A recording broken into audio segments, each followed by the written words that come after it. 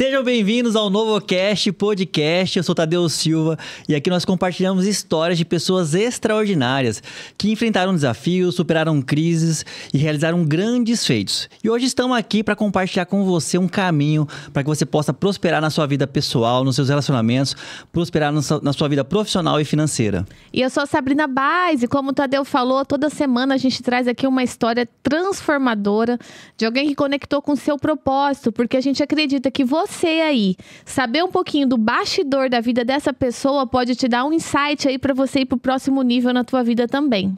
E hoje o NovoCast recebe aqui um dos grandes responsáveis por revolucionar a cultura do vinho e levar o nome do Mato Grosso do Sul para o mundo.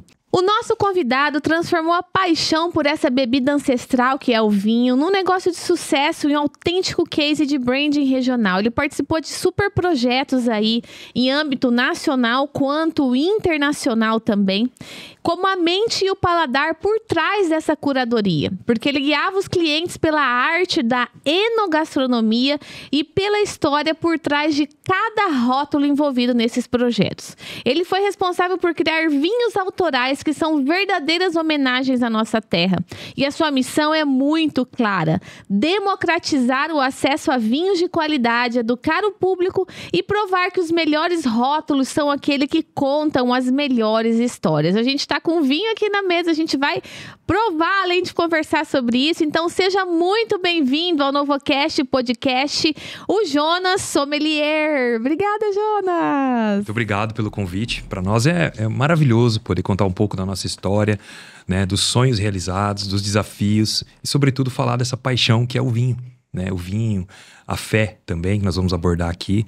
Então, estamos aí, disponíveis para abrir o coração e a garrafa de vinho. E o vinho vem, né, você pegar a Bíblia, né, como um livro milenar, né, há quantos milênios, assim, as pessoas já se falavam, né? O primeiro milagre de Jesus na Bíblia... Com certeza, né? Foi transformar a água em vinho, né? Então, acho que tem muita história pra gente contar aqui hoje, né? Com certeza. Perfeito. Seja muito bem-vindo, Jonas. E obrigado. Conta pra nós um pouquinho de onde você é, a sua história e se você se lembra do seu primeiro contato com o vinho. Me lembro perfeitamente.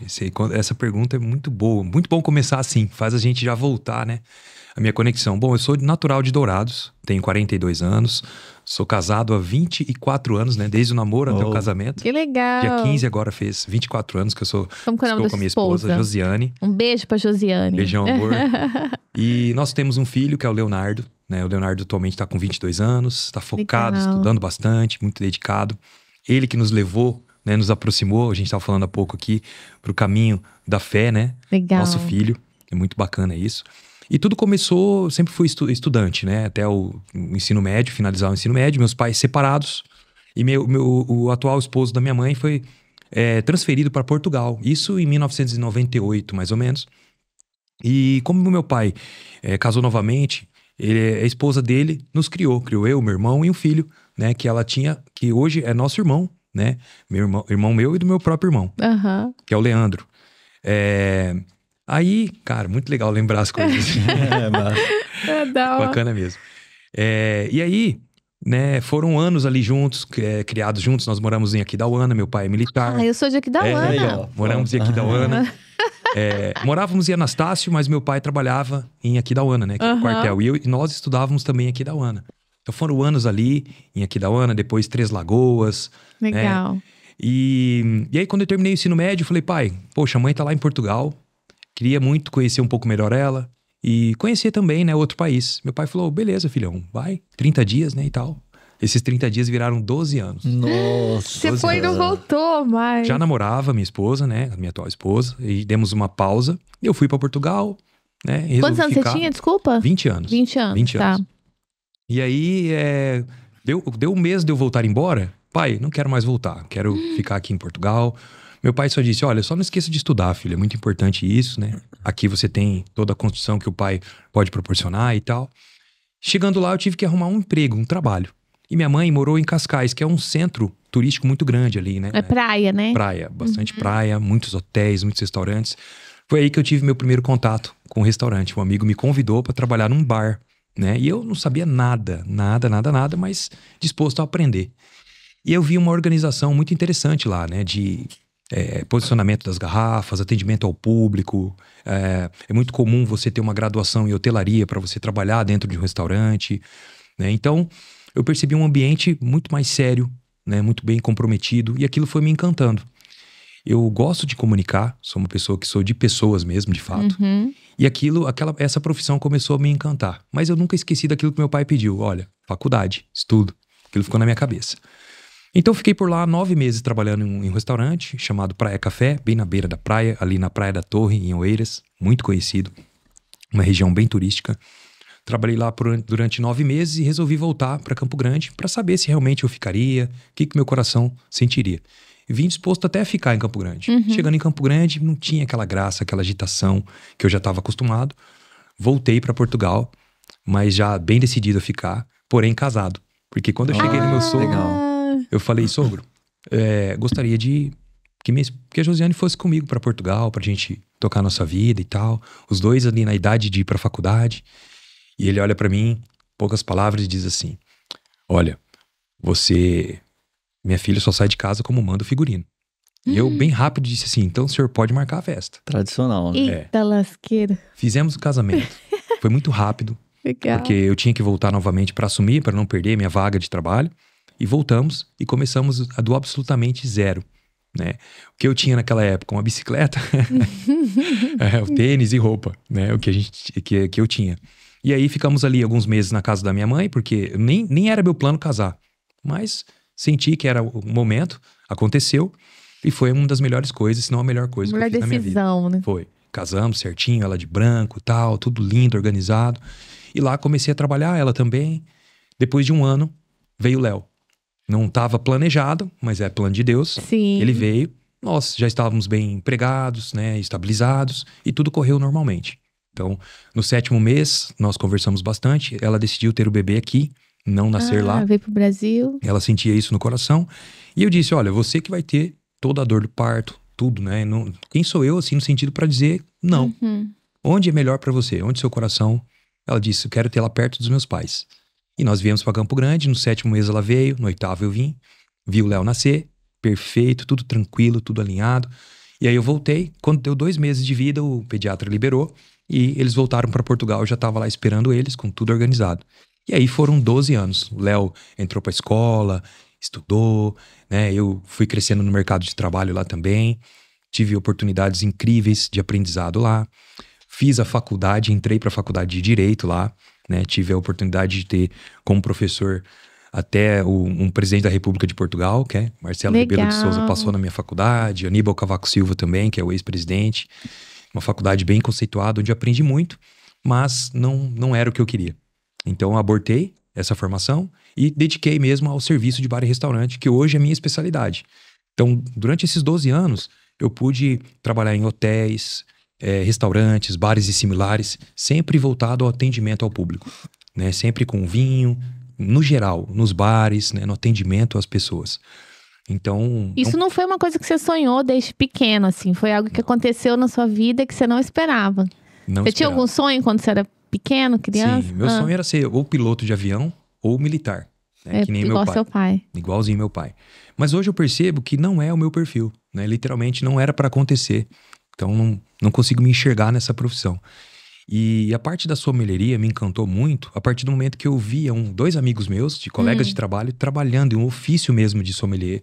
Aquela elegância, a educação, você se posicionar no lugar do cliente, saber ofertar um vinho, o abrir o vinho, é uma servir. Gentileza sem igual, né? Nossa, é encantador. E aí um dia eu pensei, por que não posso ser assim um dia um sommelier, né?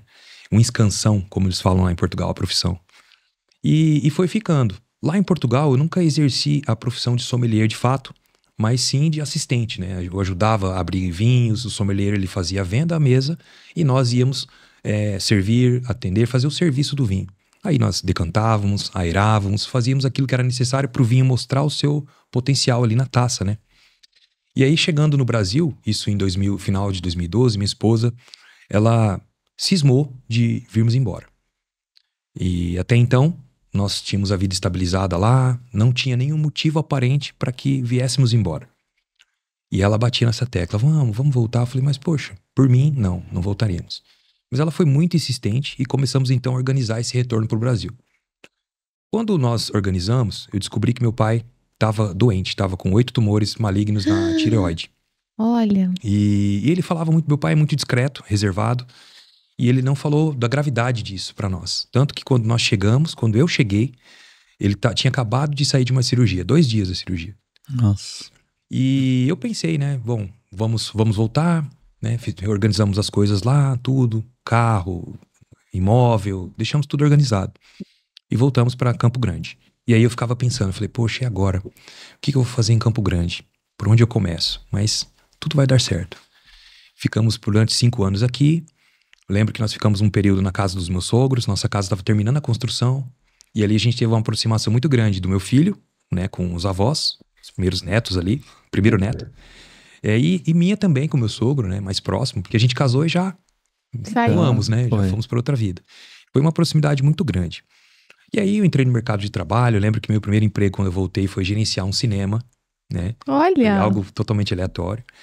E como tá muito distante do vinho, eu comecei a procurar outras oportunidades. Eu lembro de um dia meu sogro fazendo um cafezinho, e na Europa a gente tinha o hábito de ler classificados de jornal. A procura de negócios e também de oportunidades de emprego era muito comum. Não tinha ainda aquele boom dos computadores como hoje. E meu sogro leu o jornal, foi fazer o café, eu peguei o jornal e encontrei um anúncio do Senac, procurando educador na área de serviço de bares e restaurantes. Olha. E aí eu me candidatei à vaga. Lembro até hoje, era um anúncio negrito, bem no meio da página, assim.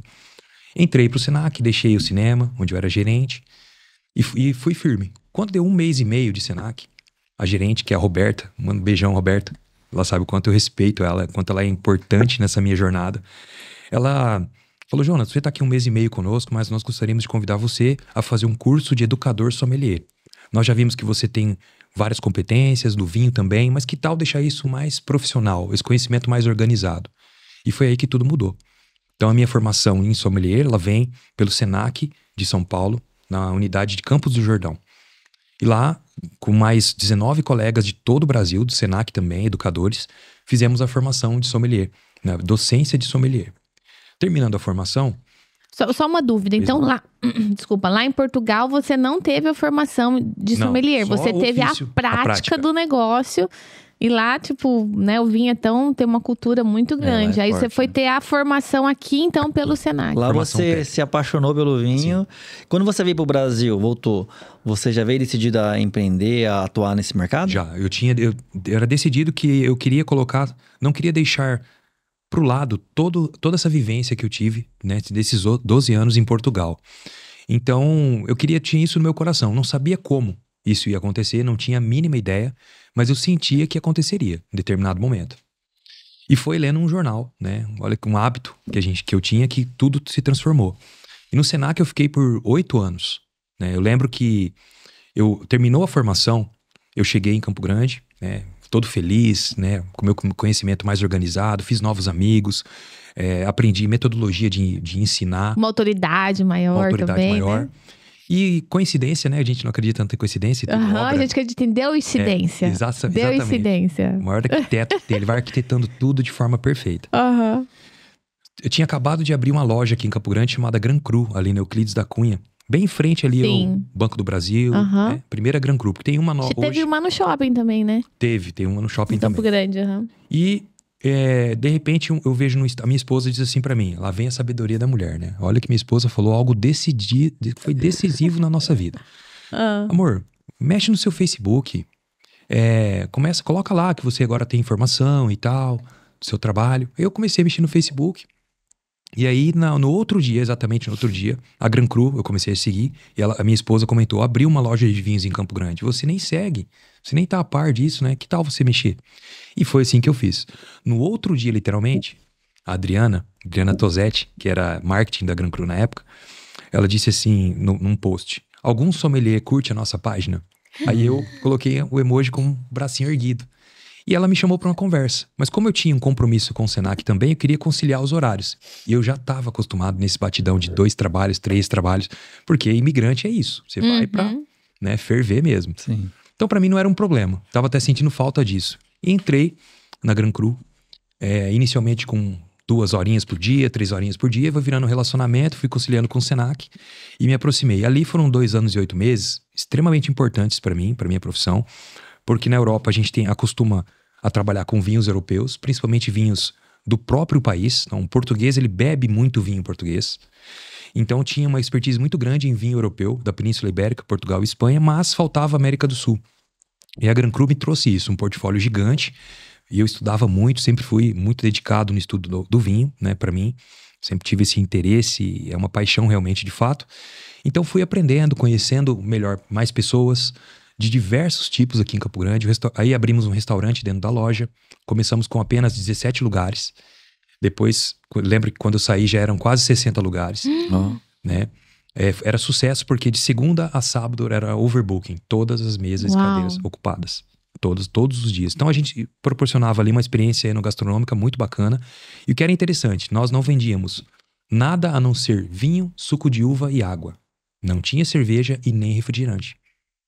E a gente manteve assim durante muito tempo mesmo. As pessoas chegavam lá, mas eu bebo cerveja. Aí eu ia em cada mesa, eu fazia realmente o exercício da sommelieria, conversava com os clientes e dizia assim, olha, pelo que você está me dizendo, o seu paladar é mais fresco, você gosta do frescor, que tal um espumante brut? E aí eu servia o espumante brut, recomendava uma harmonização. Eu lembro que era tão gostoso que na loja mesmo, como era loja e restaurante, havia às vezes fila de 6, 7 pessoas esperando para ser atendido. Nossa. As pessoas falando assim, Jonas, posso tirar uma foto com você? Eu nunca tirei uma foto com um sommelier.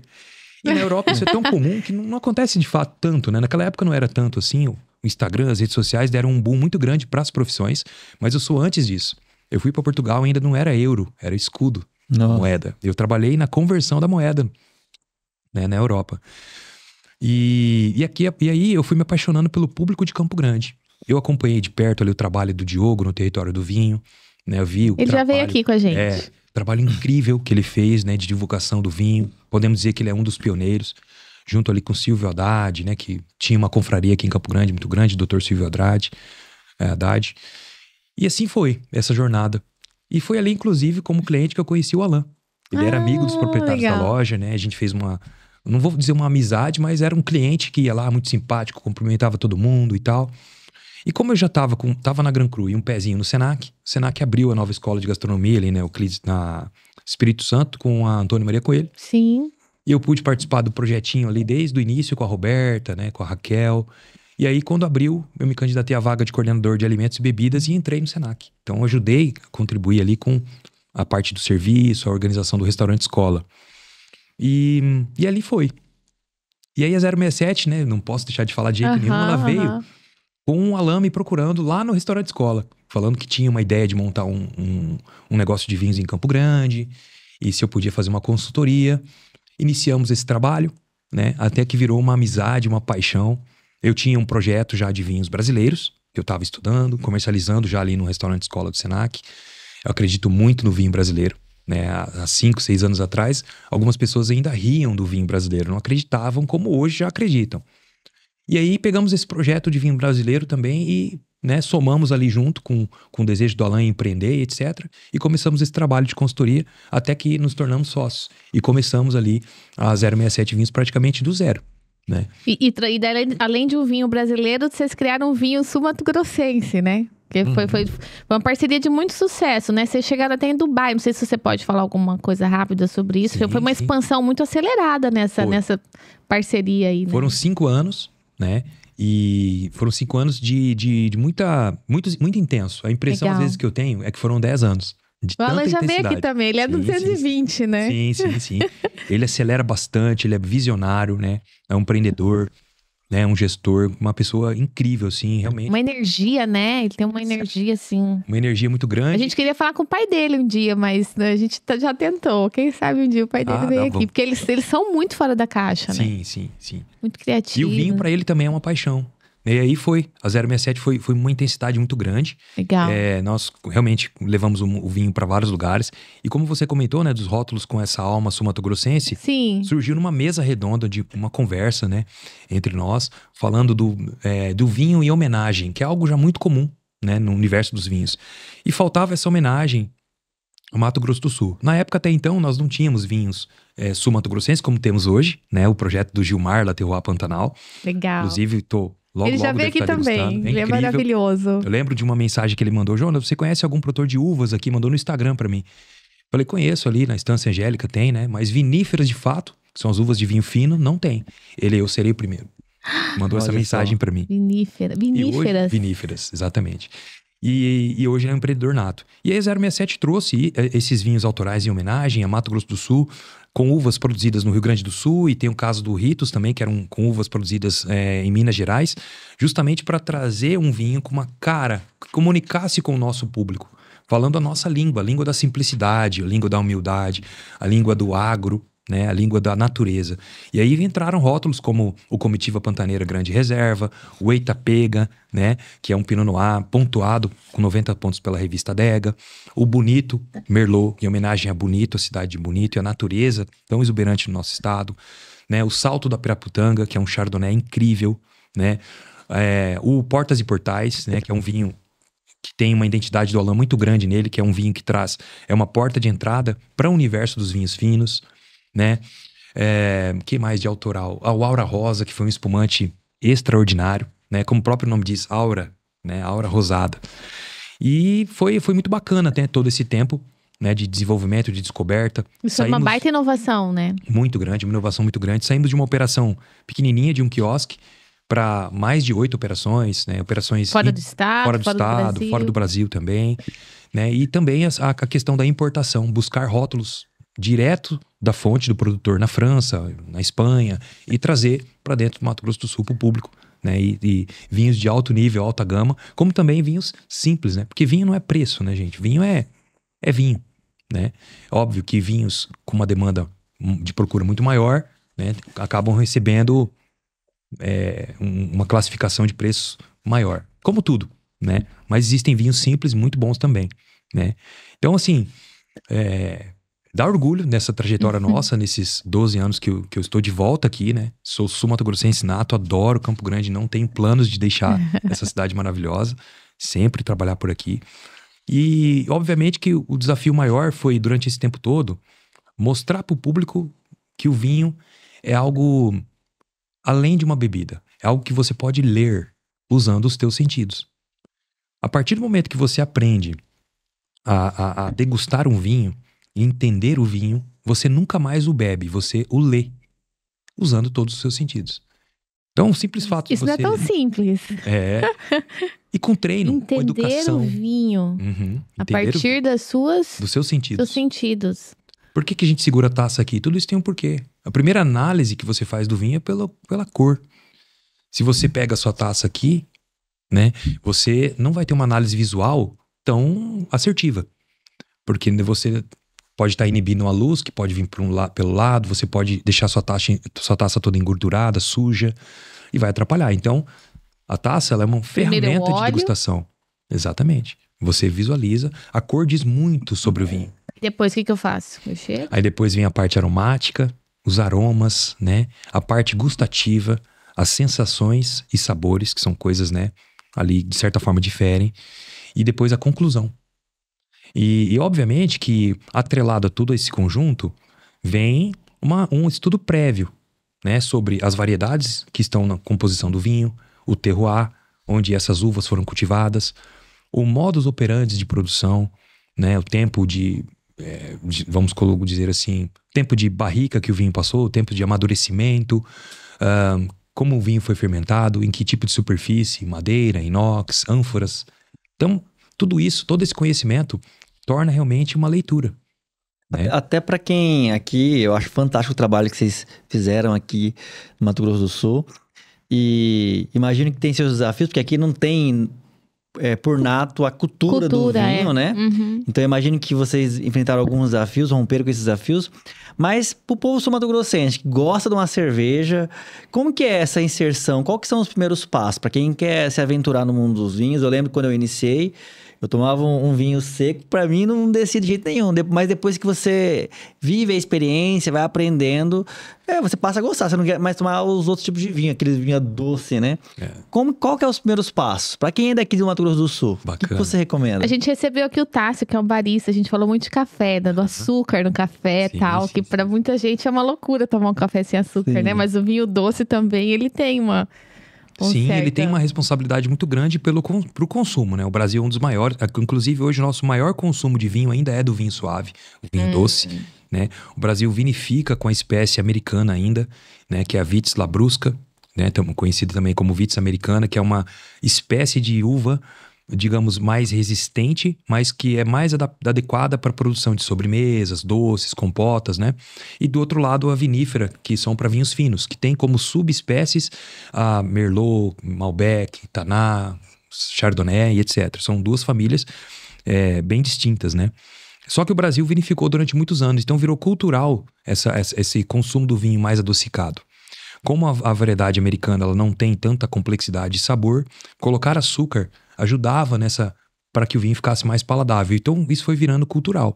Então, muitas vezes nós fomos crescendo, consumindo esse vinho mais docinho, deixando o nosso paladar adocicado. Diferentemente do costume dos europeus, né, que consomem açúcar de uma forma diferente de nós, tem um paladar menos adocicado, e o vinho é algo cultural. Inclusive, é observado e tratado como um alimento, né, o vinho. E no Mato Grosso do Sul, obviamente, como a maioria do Brasil, nossa cultura tá distante do vinho ainda. Já melhorou muito, mas ainda tem um campo para ser trabalhado. E como trazer isso para a mesa do sul-mato-grossense? Eu acredito na educação. Aquilo que a gente conhece, nós passamos a ter uma opinião mais embasada, mais justa, inclusive, né? Então, acredito que ter a informação do mundo do vinho, mas assim, você precisa passar informação pro vinho usando a linguagem regional, a linguagem da região onde que você está querendo atuar. Então. Não trabalhar num macro, mas num micro. Eu quero trabalhar em Campo Grande, Mato Grosso do Sul, eu sou daqui, conheço o meu povo, conheço a minha cultura, vou usar essa linguagem, a linguagem deles. Né? Foi até um pouco que o 067 tentou fazer, sim. Fizemos com comitiva pantaneira. A gente harmonizar vinho com macarrão de comitiva, arroz carreteiro. Resolver objeções, né? Ah, mas vinho não combina com churrasco, não combina com sushi. Combina, tudo a gente fez. Mostrando tudo, não só na teoria, quanto na prática. Então, acho que a primeira ferramenta é essa. A segunda é observar que o vinho é uma bebida que não é só para celebrar, não é só para momentos especiais. Na verdade, sim, porque todo momento é especial. Sim. Né? Acordar já é especial, né? E fazer com que o vinho seja mais acessível às pessoas. Né? Então, a 067 tentou também fazer isso, estar em vários pontos. Democratizar esse acesso ao vinho, né? Exatamente. Rolou, né? Rolou. E até hoje, né? Hoje nós vemos aí vários lugares, né? O sucesso da adega do Grupo Pereira, por exemplo, no Comper, né? O sucesso do próprio território do vinho, né? Hoje, verdade, hein? Exatamente. Hoje, restaurantes, a maioria tem uma carta de vinhos, seja simples ou não, mas tem uma carta de vinhos. Vejo um crescimento... Terroir Pantanal, que é, né, um case aí absurdo de quanto que o nosso estado tem potencial para o vinho, né? Hoje você vê isso, e você vê muitos jovens consumindo vinhos em eventos. Nós também fizemos muitos eventos de vários tipos, shows, eventos culturais, etc. Colocamos o vinho lá e as pessoas aderiram. A gente viu isso na prática. Então, existe uma tendência a aumentar o consumo aqui na nossa região. Né? As pessoas vão muito na fronteira do Paraguai comprar vinho, né? Isso é muito comum aqui no nosso estado, né? Para consumo pessoal. Então, existe uma demanda, sim, né? Eu acredito muito. E sim, me sinto orgulhoso, feliz por contribuir com esse crescimento do consumo do vinho, da educação do vinho, né? Então, acho que para a gente trazer o vinho mais para dentro da nossa cultura, é fazer com que o vinho comunique com o público usando a nossa linguagem. Nesse processo, você consegue me falar quais foram os maiores mitos, objeções que vocês precisaram quebrar no dia a dia das pessoas, assim, nesse contato, quando vocês tentavam mostrar que dava para tomar um vinho com churrasco? Você sabe, assim, algumas coisas que as pessoas acreditavam, mas que não é bem assim? Eu acredito que... Por exemplo, eu preciso ir lá no Paraguai, eu consigo achar... Porque as pessoas têm o hábito de pro Paraguai comprar. Hoje a gente tem até mercado, até o Sam's. Sim, inclusive os mercados investindo forte nisso. Forte. Né? Eu Tá preciso crescendo lá no muito. Paraguai, eu consigo comprar aqui, sei lá, essas coisas que a gente tem. Eu sempre fiz assim, não vou mudar o meu hábito, né? Eu acho que o que primeiro ponto assim que eu percebo é a questão dentro da própria família, dentro de casa. O jovem, ele não cresceu muitas vezes vendo o pai e a mãe consumir vinho. Então é uma mudança que teve que começar de algum lado, de algum ponto, né? Então, isso é muito comum. As pessoas viram os pais, a família, celebrar com cerveja. O vinho, o espumante, entrava em ocasiões muito especiais ali, apenas para um brinde, uma simbologia e tal. Nas famílias que era o contrário, a tendência é irem seguindo, né? Então, através das redes sociais, da comunicação mais rápida que nós temos hoje, o vinho começou a entrar mais na vida das pessoas, né? Pelo próprio Instagram, pelo Facebook, pela mensagem que você recebe no próprio WhatsApp com uma lista de vinhos para você fazer uma compra, enfim, para a loja que lembrou do seu aniversário te mandando um parabéns e ofertando um vinho pro dia do seu aniversário. Então, o vinho começou a ficar mais na cabeça através, né, da mídia, realmente, né? E também da própria oferta nos lugares, né? Nos eventos, nos bares e restaurantes. E aí começou a entrar mais no subconsciente das pessoas e elas resolveram dar uma oportunidade. Degustar um vinho leve primeiro, depois um vinho de corpo médio. Os profissionais, por exemplo, né, dentro do Senac, que até hoje eu atuo como educador, eu percebi uma demanda muito grande. O primeiro curso de sommelier que houve dentro do Senac, eu estava lá participando, né, da elaboração e etc. Eu percebia que, embora o Senac ele tenha uma formação para educar para o comércio, existia uma procura muito grande de pessoas que não eram do ramo profissional para fazer a formação de sommelier, mas por hobby. Mas ali entre 12 e 14 alunos, 3, 4 eram de restaurante. Então a gente foi insistindo na formação. Hoje nós devemos ter aí em Campo Grande, formados pelo Senac, mais de 40 profissionais capacitados para atuar. Que legal, hein? Então a gente vê aí, né? É pouco ainda, né? É pouco ainda. Mas alguns aninhos não tinham nada. A pessoa tinha que fazer um curso fora. É uma grande evolução. Né? Já é uma grande evolução. É devagarinho mesmo. São 2 turmas por ano que saem, uma por semestre de formação. E hoje eu percebo, né? Tem sommelier do Senac hoje atuando em Santa Catarina, atuando nas lojas da 067 Vinhos, atuando em supermercados, né? Já fui no Sans, por exemplo, e vi um sommelier nosso atuando lá uma vez. Que legal. Né? Então, começa a mudar, porque o profissional ele vai fazendo esse trabalho. O cliente ele se aproxima da gôndola, um profissional se aproxima, tira dúvidas, e tudo isso é um trabalho de formiguinha mesmo. É algo que tem que ser cultural. É devagarinho, passo a passo, e eu já sinto uma mudança grande que vai vindo para ficar realmente. Né? Então, eu percebo assim. Você, como especialista na construção de rótulos, já até citou alguns rótulos que vocês criaram. Para aquelas pessoas que querem criar, até comentamos, né? Vamos criar um rótulo do NovoCast, né? Como que é esse processo para construir um rótulo? Olha, na 067 Vinhos, o que nós fazíamos, né? E até hoje ainda se faz, é uma análise criteriosa do fornecedor. Então, todos os rótulos autorais da 067 eram exclusivos da 067. Então, você não encontraria aqueles rótulos com outro rótulo, com outra pessoa vendendo, outro distribuidor. E isso dá uma identidade para o vinho, uma questão única para o vinho, né? Um produto singular. O que é muito comum são rótulos privados também, que você pode ter um rótulo do mesmo vinho, vamos supor esse rótulo aqui, eu vou lá na vinícola, converso com o fornecedor, coloco o meu rótulo e vendo como meu produto. O mesmo vinho, o mesmo produto, você vai lá também, uma semana depois, rotula com o seu próprio rótulo e vende também, distribui também. Mas o vinho, o produto é o mesmo. Isso é muito comum, né? Não só no vinho, mas em vários produtos. Funciona muito bem. Mas no caso da 067 Vinhos, o processo foi feito diferente. Nós íamos nos produtores, degustávamos cada lote, decidíamos se íamos fechar ou não aquele lote. Então era um trabalho de curadoria muito bem elaborado, tanto que deu certo, porque foi muito feito com muita honestidade, muita seriedade. É feita uma análise até da história?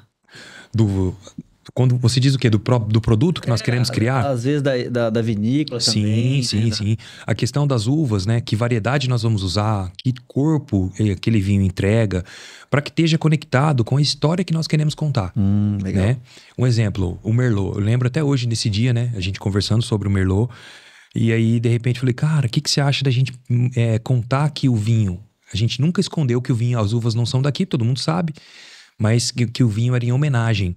Então, imaginemos as araras azuis voando para o Rio Grande do Sul e voltando com cachos de uva Merlot no bico para Mato Grosso do Sul. Legal. O rótulo do bonito é exatamente isso. Você vê 2 araras azuis voando no bico com um cacho de uvas Merlot. Storytelling, né? Aham. Né? Exatamente, um rótulo conta isso. O Eita Pega era aquela coisa, né, na época eu tava no Música e Vinho na minha cabeça o tempo inteiro gravando É o um programa né? que você fazia, né? Você faz Exatamente. ainda? Na Não, Morena, hoje não né? mais, mas fiz durante 4 anos, né? A rádio que tinha legal. 3 meses de vida quando eu entrei. E fiquei 4 Legal. anos seguidos. E eu tava muito com essa tendência de música e vinho e tal, adoro isso, são 2 coisas que eu gosto muito. E aí, vamos fazer um rótulo que conta a história de Campo Grande. Porque tem que ser leve, tem que ser um vinho que porque as pessoas possam beber e compreender. E aí a uva Pinot Noir é muito isso, frutada, elegante, versátil. E um vinho que falasse a nossa língua. Eita Pega, por que não? E aí virou o Eita Pega Pinot Noir. Né? Fica... Né? Com as capivarinhas atravessando a rua na faixa de pedestre, coisa que acontece aqui na nossa região. Né? Então, assim, pra mim, os rótulos autorais, eles vieram pra contar a nossa história. Quantos clientes que chegavam e falavam, eu quero levar algo daqui, né? Que conta a história daqui. E o Comitiva Pantaneira, a mesma coisa. Teve gente fazendo carreteiro em casa e harmonizando com vinho. Coisa que era impossível. Então, é bacana saber que... Isso vocês quebraram também um paradigma e inovaram. E hoje está mais comum, a gente estava até conversando antes, né? Se a gente quiser fazer isso hoje aqui no Novocast, você pode ajudar a gente. Sim, claro. Hoje é um processo mais simples, né? Hoje você pode fazer um private label. Aquela questão que eu comentei há pouco. O mesmo vinho com rótulos diferentes. É igual roupa, né? É igual roupa. Private né? label. Marca, né? Legal. Etc. Isso é um processo comum. Não seria um rótulo autoral de fato, porque Tá. ele teria. Mas talvez a intenção não é afeto, essa. Do mesmo jeito. Né? A gente podia contar um storytelling também. Exatamente. Funcionaria igual, né? Sim. Deixa eu pegar uma carona nessas homenagens que vocês fizeram pro nosso estado. O que você, o Jonas Nascimento, sommelier, né, considera o vinho ideal pra gente tomar aqui no clima de Mato Grosso do Sul? Enfim, a gente tem, pra quem não conhece aqui o nosso estado, a gente tem, é muito quente, mas a gente também tem temperaturas baixas. Mas, normalmente, no calor que a gente tem aqui, qual seria? Seria essa uva aí, Pinot Noir? Pinot Noir, sim, é um Pinot vinho Noir? fresco. Pra quem gosta de tintos, a Pinot, ela é interessante. Pinot. Pinot Noir, quando ela é jovem, vinhos jovens, né, vinhos do Novo Mundo, vinhos que tem mais fruta, mais entrega, digamos, mais fácil de ser encontrado, aromas e sabores, de serem interpretados, é perfeito, porque dá pra você tomar um tinto, para quem prefere, até um pouco mais fresco, temperatura um pouco mais baixa. Mas para esse calor que a gente tem aqui no nosso estado, nada melhor do que um vinho branco, seja Vinho ele branco. espumante ou não. E o que é interessante, né? Por que vinho branco, ele traz esse frescor para nós? É algo bem... Vou abrir nosso primeiro vinho. Ai, Vamos gente, ele trouxe começar um aqui? vinho aqui. Esse vinho é Vamos de à onde vontade mesmo? Então, não vou esquecer de voltar aí na sua pergunta, mas vamos falar um Tá. pouquinho desse cara. Vamos. Esse vinho eu ganhei de presente de um amigo que morou no Japão, o Fabiano. Fabiano Olha foi aluno só. nosso, aluno do Senac, depois virou colaborador, trabalhamos juntos. Foi realizar o sonho de trabalhar no Japão e estudar. Voltando para Campo Grande, ele trouxe esse vinho para mim. Falei, cara, preciso muito provar um vinho japonês. E hoje, escolhi Olha companhias só, gente, me incríveis senti, aqui. Me senti especial, hein, Jonas? Que são especiais. Chateau Mercian é um vinho que ele é produzido lá no Japão, com a variedade Merlot, né? Principalmente, e uma híbrida desenvolvida lá no Japão mesmo, que é a Muscat. Muscat Bailey. Espero não estar errando aí o nome da última, né? Muscat Bailey. Que é desenvolvida lá no Japão para vinhos frescos, leves, né? E suporta bastante as geadas. Né? Então, por isso que os japoneses desenvolveram essa variedade lá para dar esse toque de adaptação ao terroir deles, que é bem específico, né? É um vinho fresco, rápido, né? Tanto que ele tem aqui a tampinha de rosca, ó. A gente abre aqui. Ah, eu Prático, adoro né? esses Prático. aí, que não precisa usar o abridor, não. Isso, praticidade, né? Ó, tirar aqui. Olha, é bem Nosso complexo. diretor fez uma pergunta aqui sobre a gente abrir o vinho com facilidade, né? E ele não tem uma rolha. Existe, é mito ou é verdade que essas rolhas, elas estão em extinção? É mais complexo? Tem alguma diferença de você abrir rosqueando ou com a rolha? Olha, não tem diferença na qualidade do vinho, não. É tudo uma questão de proposta, identidade do vinho, né? Por exemplo, a rolha, ela proporciona algo interessante para o vinho, mas nem todo vinho precisa disso. O que ela proporciona? Microoxigenação ao longo do tempo.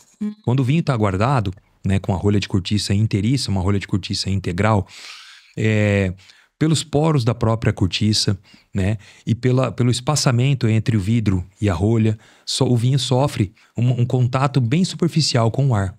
E esse contato, que a gente pode chamar de nano, bem pequenino, ele faz com que o vinho evolua ao longo do tempo.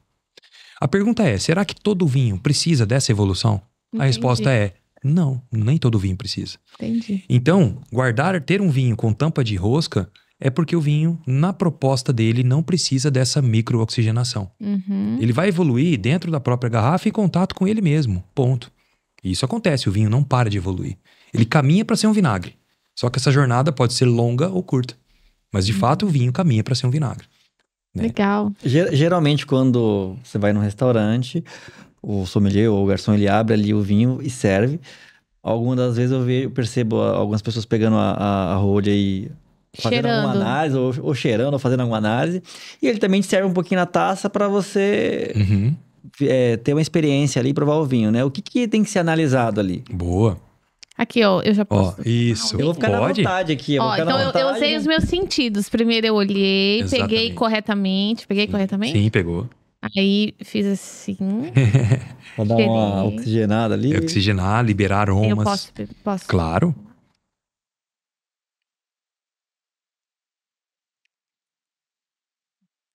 Eu vou beber também, fiquei com vontade. Ah, eu não entendo de vinho, né? Eu gostei, eu gosto. Eu tomo vinho, não tomo vinho doce. Meu marido que entende mais. Nossa. Sabe por que eu fiquei com vontade de abrir o vinho? Porque a gente tava falando aqui das sensações, né? Sim. Ó, eu tendo que parar aqui, depois de engolir o vinho, pra engolir saliva. Aí que tá, a gente tava falando de vinho pra Mato Grosso do Sul. E Isso. por que vinhos brancos e espumantes, né, no geral, eu recomendo pra gente abrir aqui nesse calor do nosso estado? Justamente porque você acabou de sentir aí, ó. Quando você coloca, faz esse exercício assim, coloca o vinho na boca, mas a quantidade não tão grande, pode ser mais uma vez só. Não engole ainda. E antes de você engolir, faz com que ele navegue na boca, assim, ó. Aqui na frente, atrás, nas laterais da boca e tal. Deixa o vinho mergulhar, né? Agora engole. Agora, presta atenção o quanto que a sua boca vai salivar nas laterais. É incrível, né? Não te dá uma sensação de Eu frescor? percebido isso. Não dá uma sensação de Sim. frescor? Uhum. Isso chama-se a acidez do vinho. Diferente do azedo, que é um sabor. Nós estamos falando de uma sensação. Essa sensação, que é muito presente não só em tintos, mas majoritariamente em vinhos brancos, ela causa o frescor. Então, quando nós estamos num local tão quente como o nosso estado, o que a gente busca? Se refrescar. Então, beber o vinho certo é fundamental para que você sinta prazer. Ó, engoli saliva novamente, porque o vinho continua mostrando a acidez aqui.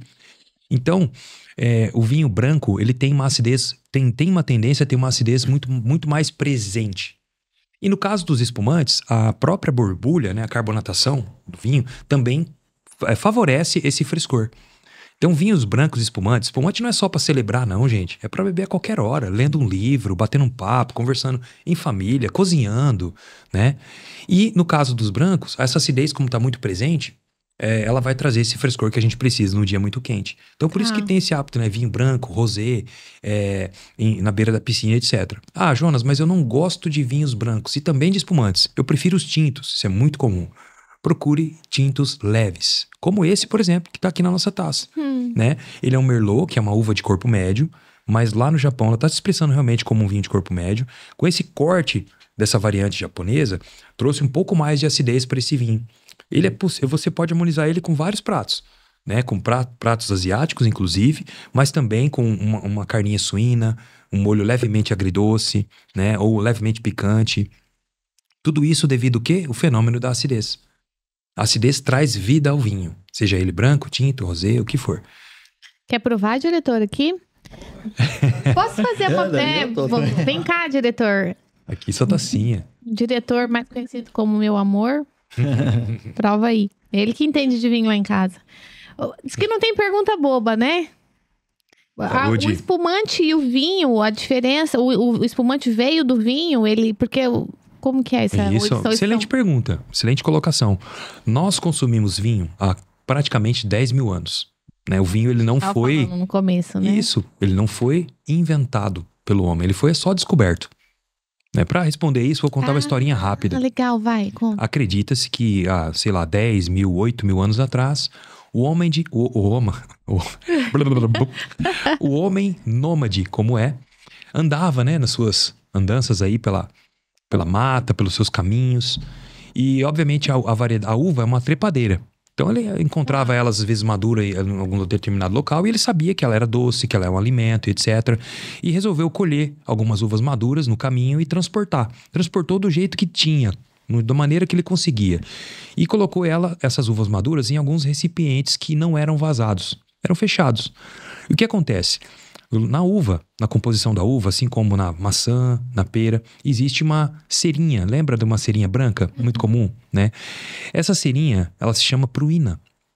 E um dos elementos que compõe ela é a levedura. Está presente no ar. A levedura come os açúcares e transforma em álcool. Quando o homem colocou aquelas uvas maduras dentro de um recipiente não fechado, o que aconteceu? As uvas que estavam por cima esmagaram as de baixo, soltando suco. E esse suco, por sua vez, entrava em contato com essas leveduras que estão na parte externa da casca. E essas leveduras são micro-organismos que consomem esses açúcares, metabolizando eles, transformando ele em álcool. Esse é o grande milagre do vinho, gerando gás carbônico e calor que se dissipam. O homem parou e resolveu beber aquele líquido, sem saber que ele já tinha um percentual de álcool. Ao beber aquilo, sentiu aquela sensação agradável de beber álcool. Então aí, ao longo dos anos, eles foram replicando esse processo. Pegavam as uvas, deixavam ali paradinhas um pouquinho, daqui a pouco bebia aquele suco. E tinha aquele prazer, né? Fora que também, aquele suco azedinho durava mais tempo, né? Porque ele já estava fermentado, então podia transportar, né? Assim foi com queijo e outros elementos também. O queijo foi um acidente, né?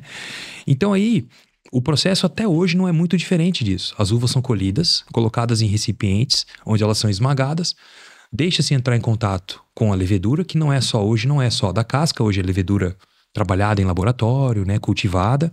Elas comem esses açúcares, transformando em álcool. E lembrem, gerando gás carbônico e calor. Só que demorou anos para o homem domesticar a carbonatação. Cerca de 200, 300 anos atrás que nós consumimos vinhos carbonatados de forma correta. Então, como você perguntou dos vinhos espumantes, como que começou a consumir isso? Isso vem aí nos últimos anos, nos últimos séculos, né? Um homem chamado Dom Perignon, né? Um jesuíta, um padre, apaixonado por vinhos, né? Ele foi até a Espanha para comprar garrafas de vidro com vidro mais grosso, porque a carbonatação ela estourava as garrafas. Mas foi Madame Clicquot que desenvolveu uma técnica para tirar as leveduras. Porque veja bem, o processo de produção de espumante ele é de certa forma simples, quando a gente deixa a natureza trabalhar. Imaginemos, você colhe as uvas maduras com um alto nível de açúcar e acidez. Precisa de acidez. Sem acidez, o vinho branco espumante não tem graça. Por isso que boa parte dos vinhos espumantes são feitos mais próximo, um pouco mais longe da linha do Equador, mais próximo das áreas mais frias, porque em locais mais frios a maturação ela é mais lenta, as uvas passam a ter mais acidez. É tudo a questão de natureza. Então, colhia-se essas uvas maduras, faz o vinho base, né, que é um vinho base. Depois esse vinho base é colocado dentro da própria garrafa, de uma garrafa, onde ele vai sofrer uma segunda fermentação, dessa vez para obter o gás carbônico. E aí tampa-se essa garrafa, coloca-se a levedura lá dentro para trabalhar, ela já está tampada, a levedura começa a comer os açúcares, transformando em gás carbônico, né? Um pouquinho mais de álcool, obviamente, etc. Só que depois, para tirar essa levedura, que é um pozinho de dentro da garrafa, sempre foi um grande problema. Antigamente o homem bebia o vinho assim, ele colocava o espumante de cabeça para baixo, deixava a levedura decantar, chegavam as visitas, eu ia lá fora rapidinho, abria, a levedura caía no chão, eu levantava a garrafa rapidinho e servia para as pessoas, para tomar um vinho carbonatado, né? Era assim. Isso foi indo, até que Madame Clicquot, né, resumindo bem a história, ela viu... Ela percebeu, Madame Clicquot, ela percebeu em uma noite mais fria que umas garrafas deixadas de cabeça para baixo para que a levedura decantasse pro gargalo, que é um pozinho, ela percebeu que na noite fria as leveduras estavam congelando e grudando no gargalo da garrafa. Então ela foi, pegou um recipiente com gelo, colocou os gargalos e obteve um congelamento de fato. Ao levantar a garrafa de cabeça para cima, ela viu que as leveduras ficaram no gargalo, porque quando congela ela expande um pouco mais. Ao abrir, o próprio gás carbônico expelia esse picolézinho, né? Esse levedura pra fora. E ela tampava novamente a garrafa. Bum! resolveu o problema. Resolveu o problema. Até hoje, os champanhes, por exemplo, devem ser feitos por esse método, né? Que é um conjunto de fatores que determinam um método chamado champenoise. Que legal. Né? Então, um vinho espumante sofre uma segunda fermentação para a obtenção do gás natural. É por isso que nas vinícolas, os vinhos, eles ficam inclinados mais, né? Uhum. Mas rapidinho, essa coisa do gelado, eu não preciso resfriar a garrafa de vinho.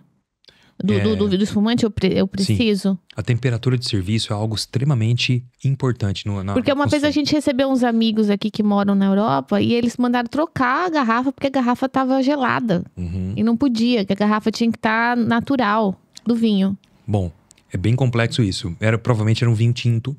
E que o tinto, o branco, o rosé são vinhos que têm temperaturas de consumo diferentes. Por quê? Os aromas são moléculas super voláteis. E a volatilidade, a ação da volatilidade, ela tem a ver com o quê? Temperatura. Se eu deixo o meu vinho gelado demais, inibe a volatilidade, concordam? Se eu deixo o vinho quente, eu estimulo a volatilidade, não só de aromas, mas também no próprio álcool. Então, às vezes, se o vinho tinto estiver numa temperatura mais quente, uma temperatura mais alta, na hora que eu for sentir o aroma, eu vou sentir sim, mas vou sentir um álcool muito forte. Porque a volatilidade está acelerada pela temperatura alta. Se eu gelo muito, eu inibo essa volatilidade e não sinto tanto aroma. Então, aí entra o papel do profissional e do enófilo, aquele que estuda vinhos, mas não é um profissional do vinho, é colocar o vinho na temperatura que ele merece. Entendi. Porque aí eu vou controlar essa volatilidade, o sabor, o aroma, tem tudo a ver com temperatura. Então, provavelmente essas pessoas que estavam com você, sim, já tem o vinho como cultura, conhecem de vinho, serviram vinho tinto gelado. Será bonito. É complicado. Fiquei com vergonha até de ter que devolver o vinho. Um colega meu falou assim, cara, pra você não errar, obviamente o vinho ele vai ficar fora da geladeira, mas você vai servir o vinho para alguns amigos que vão chegar, coloque ele pra uma horinha na porta da geladeira. Uhum. Funciona isso? Sim. Só pra dar uma, né? Só pra dar uma quebrada. O tinto, ele deve ser servido entre 16 e 20 graus. 16 graus, vinhos leves, jovens e frescos. 17 e 18 graus, vinhos de corpo médio. E 20 graus, vinhos mais complexos, né? Com um bom tempo de guarda, mais encorpados e estruturados. E óbvio que isso... mas Jonas, como que a gente vai fazer isso no dia a dia? Tem um termômetro, etc? Olha, a dica é essa mesmo. Coloca o vinho na geladeira, 30 minutos, 20 minutos, deixa a garrafa fresca e aí prova o vinho, né? Os vinhos brancos, rosés, espumantes, coloca na geladeira um balde de gelo e tal, tranquilo. Lá no restaurante, como que você pode controlar a temperatura do seu vinho? Os garçons, eles vão trazer um baldinho com gelo para você. Você vai controlando isso. Você põe no gelo, tira um pouquinho, põe em cima da mesa. Isso se for um tinto. Brancos e rosés, tudo bem deixar ali bem fresquinho mesmo. Mas para que você... né? Espumantes em geral. Mas se você quer tirar melhor partido do seu vinho, na minha visão, enquanto profissional do vinho, cuidado com a temperatura. Ela é super importante. Você pode jogar o seu dinheiro fora, se você não tomar o vinho na temperatura certa. Porém, entretanto, todavia, como o mundo do vinho tem as suas vertentes, o mais importante é o seu gosto. Se você gosta de vinho tinto gelado, beba. Beba da forma que você gosta. Tem gente que gosta mesmo. Eu já vi clientes chegar, eu quero um famoso Catena Malbec, né? Um exemplo, um vinho encorpado e tal. Põe no gelo pra mim e deixa lá e tomar ele gelado a ponto de servir na taça. A taça fica até embaçada com aquele calor, né? Do calor externo e do vinho fresco ali dentro da taça. Então, se a pessoa gosta, tudo bem. Tem que ter o bom senso de olhar o que o cliente é, né? Sim. E se você abrir o vinho, não tomei tudo, pode guardar? Quanto tempo ele pode ficar armazenado depois de O aberto? ideal é em máximo 2-3 dias, né? Existem ferramentas que podem te ajudar nisso, como as bombinhas de vácuo, que são tampinhas de borracha que você coloca, abre o vinho, coloca ela e você extrai um pouco do oxigênio do ar que entrou dentro da garrafa. Isso retarda a oxidação, mas ela nunca vai mais deixa de ocorrer porque o vinho já entrou em contato com o oxigênio. Então, a tendência é declinar. Sabe o que eu queria? Eu queria descobrir qual é o meu paladar. Qual é o vinho que eu mais gosto? Se é um Merlot, se é uma variedade Malbec. Porque assim, você consegue saber o temperamento das pessoas. Eu sou colérica, o Tadeu é mais fleumático. Você consegue descobrir a coloração pessoal. Eu sou verão frio, eu não sei qual que é o seu. Tipo, preto não fica bem pra mim. Eu queria descobrir qual é o meu tipo de paladar. É possível isso? Qual é o seu prato favorito? Meu prato favorito? Eu gosto de sushi. Ó, eu gosto muito de sushi, eu gosto de risoto, mas tem um prato que eu gosto demais, que a minha mãe faz aqui da Wanda. Só que eu tô com vergonha. Fica vermelho. Eu gosto de língua. Legal. Língua ensopada. Então, língua de vaca. eu acredito que você vai gostar de vinhos de corpo médio. Então, o que eu serviria pra você bem tranquilamente, assim? Um Merlot jovem. Aí, tá? eu vou anotar aqui, Merlot Eu serviria jovem. um Cerrado Novo Mundo, né? Porque existem diferenças, tá? As uvas são as mesmas, mas dependendo de onde ela é produzida, Regiões diferentes, tem né? total diferença. Mas ele seria híbrido? O Merlot é uma coisa e esse Syrah Syrah é outra coisa. Isso, é Juntar outra os uva. dois ou só Não, ou um ou outro? Ou um ou outro, assim, tá. estilos, né? Vinhos de corpo médio. Um Pinot, eu até serviria pra você um Pinot Noir também. Tá anotando aí, amor? Fica a dica, viu? Por quê? Porque o seu paladar, o seu prato favorito, eu acho que não está no seu dia a dia comidas e coisas pesadas, densas demais, muita gordura, né? Eu acho que gosto de uma carninha gorda. Mas sempre ou de vez em quando? Eu gosto de carne gorda. Então, aí assim, do corpo médio para mais encorpado. Entendi. Um exemplo, Jonas, eu sou carnívoro nato, eu adoro também carne. sou. Eu adoro. Quanto mais gordura a carne tiver pra mim, melhor. Mas por quê? O vinho que eu gosto no dia a dia são vinhos encorpados, estruturados. Gosto. Principalmente para acompanhar a carne. Mas, óbvio, se eu for comer um cordeiro é outro tipo de vinho. Se eu for para um peixe é outro tipo de vinho. Então, assim, pelo que você falou, uma língua ensopadinha é um Merlot, um vinho de corpo médio. Aproveitando esse assunto, a gente falando de enogastronomia, Obrigada. de harmonização, qual que é a dica de ouro pra gente não errar na harmonização? Bacana. Excelente pergunta. A dica de ouro para não errar é você entender que o vinho e a comida, o caminho mais fácil é você fazer com que eles tenham similaridade, né? Uma comida de estrutura média deve conversar com um vinho de corpo médio. Uma comida que tem como principal identidade leveza, frescor, ela deve ir para um vinho que tenha leveza e frescor, né? E também existem as harmonizações regionais, aquelas que a gente copia apenas. Um exemplo, eu vou comer uma boa de uma macarronada no final de semana. Para não errar, vai num Chianti italiano, um vinho da uva Sangiovese, que normalmente são vinhos que tem uma acidez boa, um frescor legal, um Chianti perfeito, né? Um churrasco. Um churrasco, um taná uruguaio, por exemplo, um Malbec de altitude, um Malbec de Mendoza, que tem tanino, tem acidez boa, tem teor alcoólico relevante, né? Tudo isso faz com que harmonize. Sushi, para não errar, vinhos brancos bastante frescos, né? Como é uma comida fresca, como, né, a gente já percebe isso já de cara, é perfeito um bom espumante, não erra. Um espumante rosé, brut, né? Ah, mas eu gosto de um vinho mais docinho. Bebe um espumante moscatel. Importante né? E o risotinho? De quê? Eu gosto de salmão, por exemplo. O risoto de salmão eu ia com um vinhozinho rosé.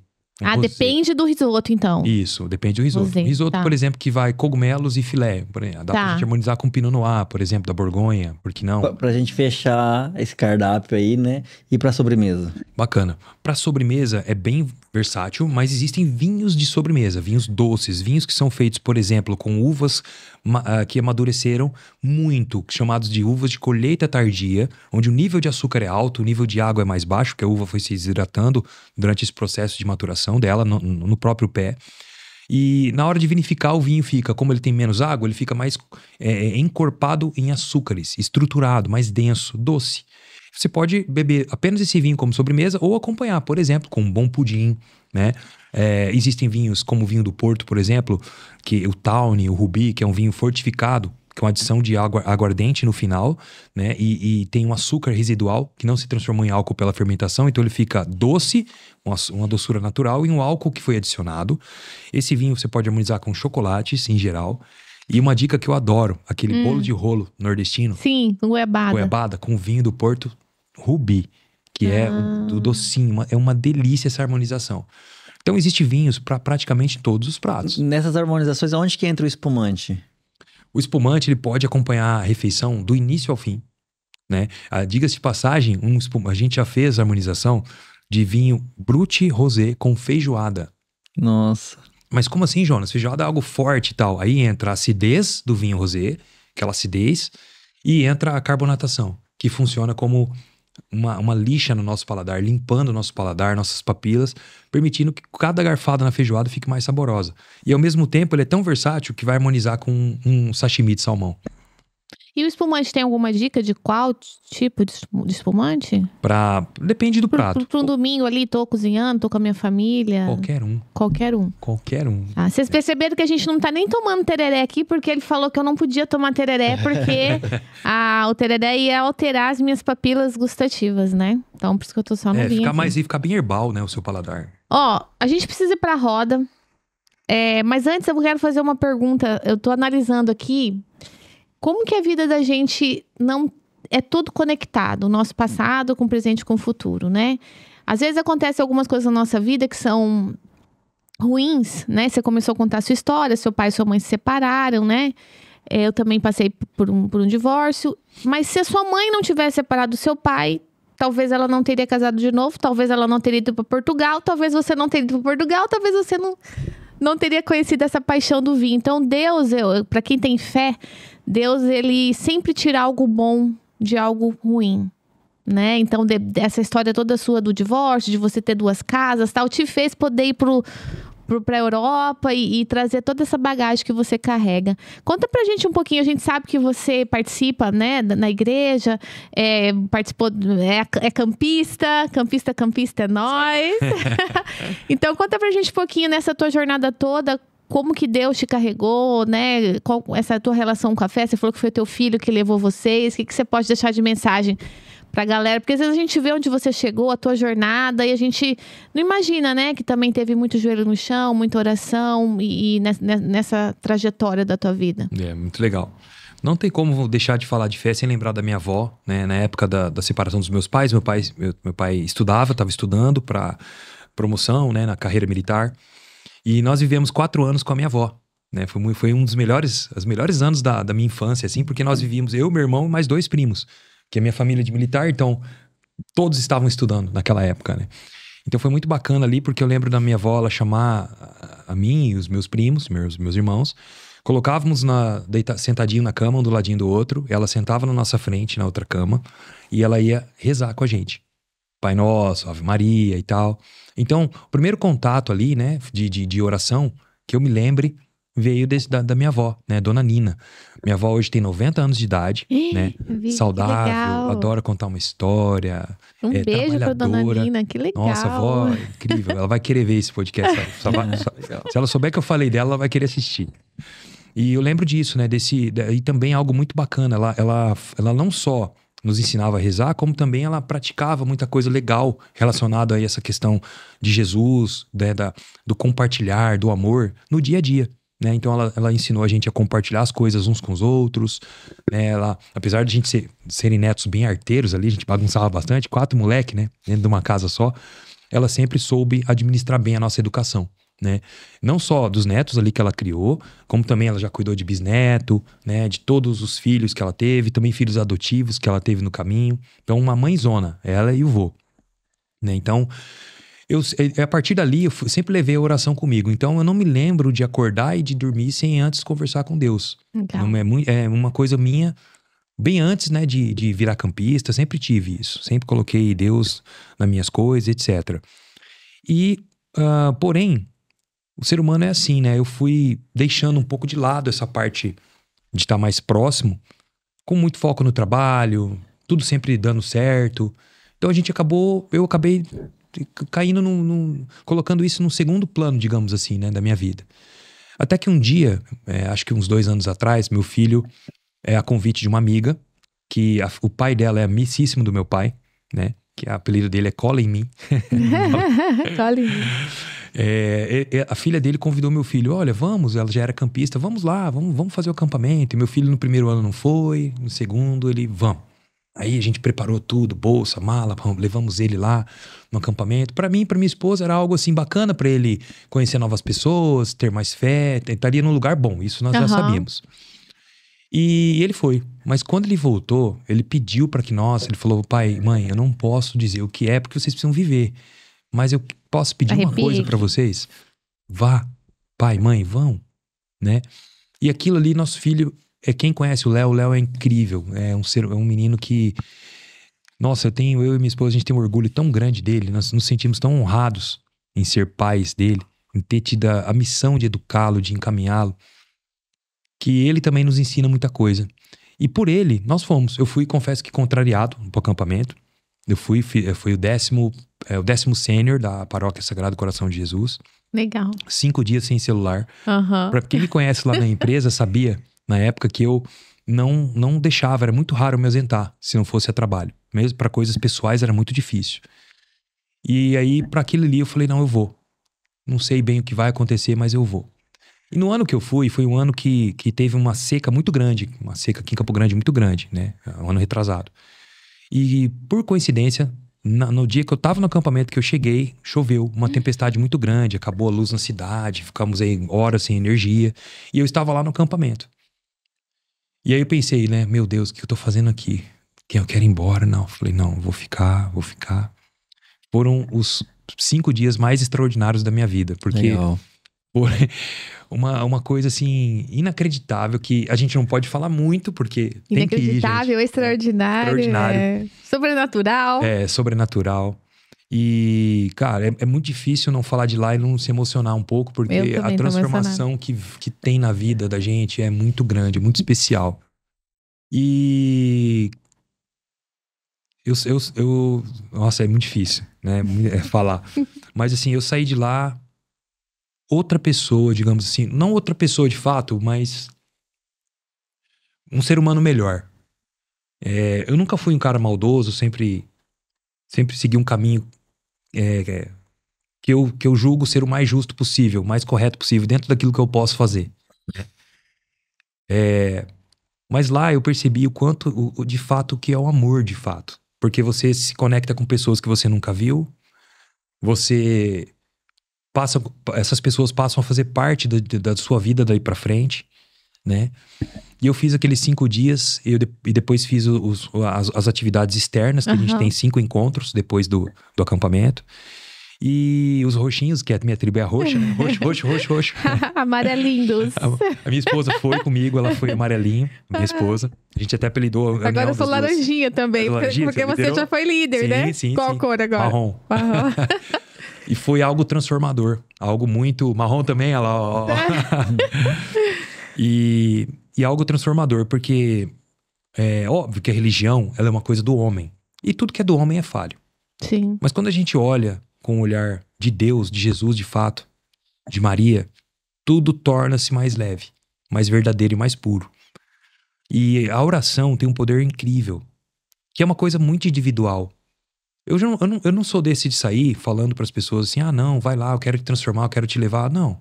Mas se eu tiver a oportunidade de falar de Jesus, eu vou falar. Porque ele é transformador. E aí de lá pra cá, minha vida mudou muito. Muitas coisas se revelaram pra mim, né? Muita coisa boa. E aí, pra minha surpresa, quase um ano depois do meu acampamento, né? De eu virar campista, eu venho um convite pra ser líder.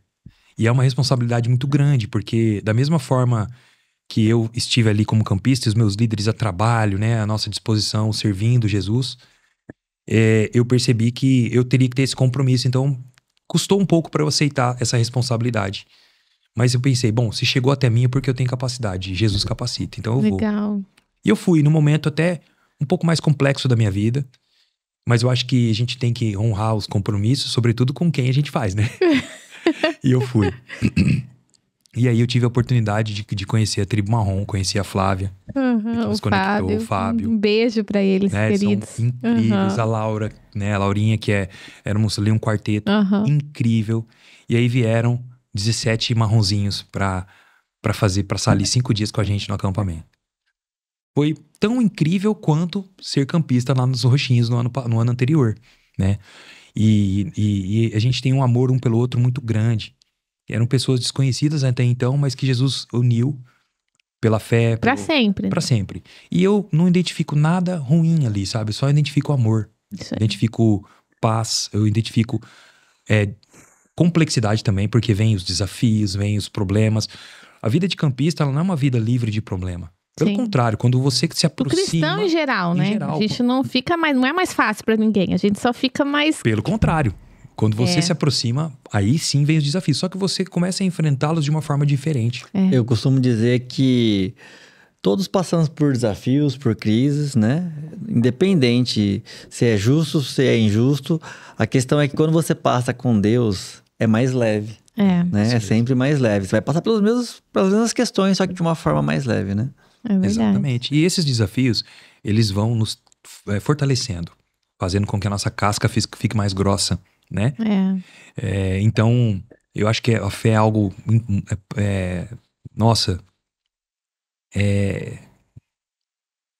como posso dizer? É como se fosse a acidez do próprio vinho, a espinha dorsal da vida, né? Seja o que for. Você pode acreditar no que for. Se você acreditar no amor, já tá ótimo.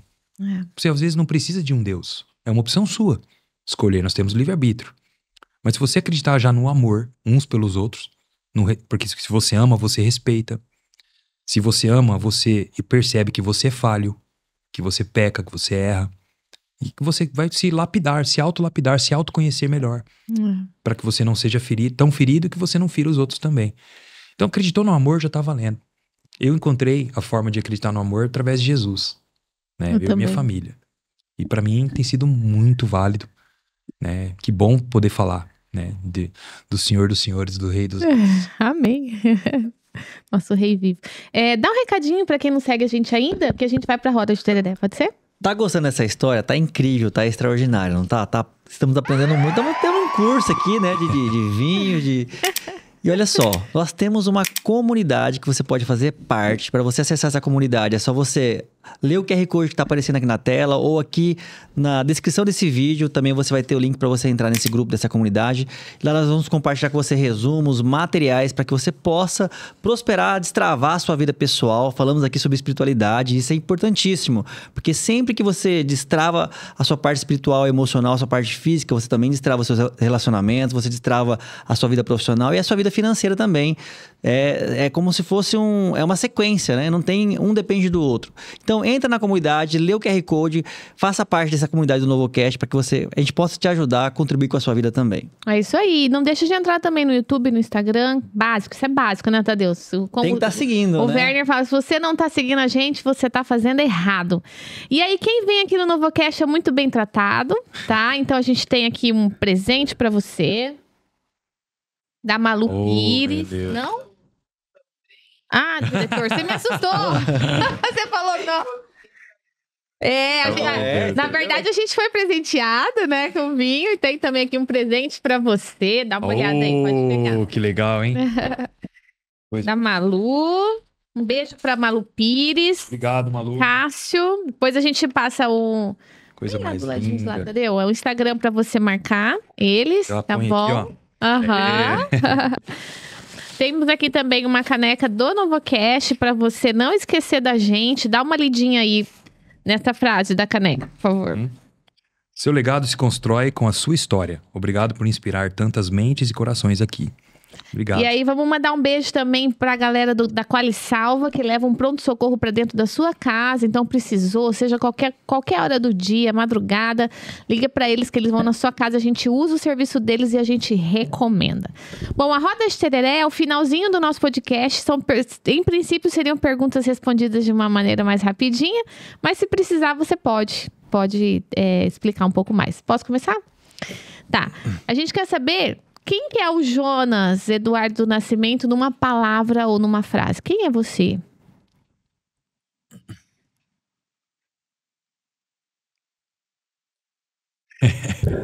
Nossa, essa é...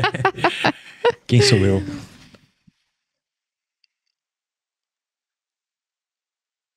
Filho de Deus, em primeiro lugar. E em busca de cumprir a minha missão e meu propósito. Uau. O que tira o Jonas do sério? O medo. Não gosto de ter medo. Eu tenho consciência do medo e luto contra e coloco a minha fé sobre ele. Mas me irrita ter medo. Legal.